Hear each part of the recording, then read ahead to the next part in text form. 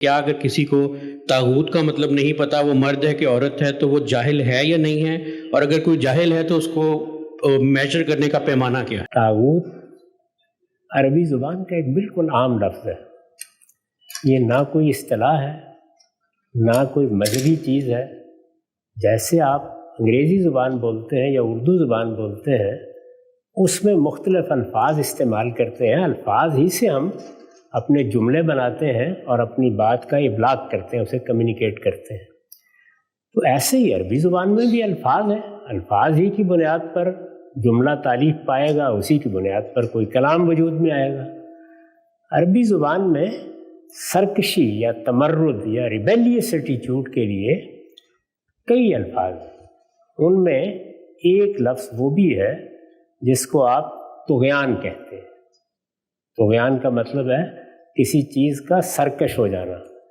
آپ نے عام اردو میں بھی سنا ہوگا کہ سیلاب آ گئے، طغیانی آ گئی.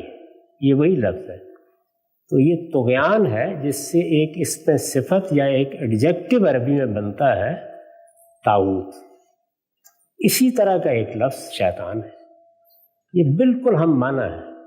یعنی آپ شیطان کو طاغوت کہہ دیں، آپ طاغوت کو شیطان کہہ دیں. اس کے بھی یہی معنی ہے کہ وہ جو سرکش ہو گیا. یہ اصل میں اللہ تعالیٰ کے اس تبصرے سے لفظ بنے ہیں جو ابلیس پر قرآن مجید میں نقل ہوا ہے.